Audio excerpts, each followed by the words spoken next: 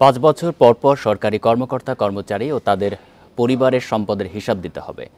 নিজ নিজ বিভাগে দাখিল করার নির্দেশ দিয়েছে আদালত। এই নির্দেশ বাস্তবায়নের রিপোর্ট জমা দিতে হবে 3 মাসের মধ্যে।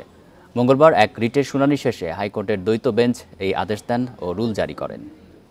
এখন জন্ম সনদ দিয়ে খোলো বিকাশ স্টুডেন্ট অ্যাকাউন্ট। নিজের বিকাশ নিজে কর।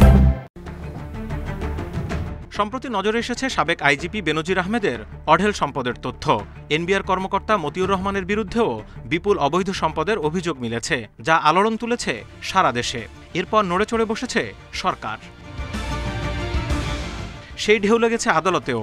সরকারি কর্মকর্তাদের সম্পদের হিসাব জমা দিতে হাইকোর্টে রিট দায়ের করেন এক আইনজীবী।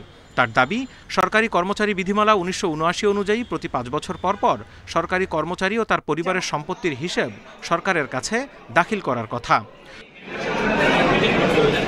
মঙ্গলবার শুনানি শেষে আইন অনুযায়ী সম্পদের হিসাব জমা দেওয়ার নির্দেশ দেয় আদালত এবং কেন ডিজিটাল মাধ্যমে সেই হিসাব প্রকাশ করা হবে না তা জানতে চেয়ে রুল জারি করেন বিচারপতি নজরুল ইসলাম তালুকদার ও কাজী ইবাদত হোসেনের বেঞ্চ। মাননীয় ক্যাবিনেট সচিব সহ অন্যান্য সচিব, দুদকের চেয়ারম্যান, বাংলাদেশ ব্যাংকের গভর্নর তাদের উপরে নির্দেশ দিয়েছেন যে সরকারি কর্মকর্তা কর্মচারীদের নিকট থেকে তাদের সম্পদের হিসাব বিবরণী আইন অনুযায়ী সংগ্রহ করার জন্য। এ সময় বিচারপতিরা বলেন, ঘুষ, দুর্নীতি ও অর্থ পাচার বন্ধ না হলে জাতির পিতার সোনার বাংলা গড়া যাবে না। কোর্ট বলেছেন যে জনগণকে একটা আন্দোলন করতে হবে, জনগণকে সবাইকে এগিয়ে আসতে হবে যাতে করে দুর্নীতি দূর হয়, মানি লন্ডারিং দূর হয়, কারণ এই দুর্নীতি মানি লন্ডারিং উন্নয়নের অন্তরায়।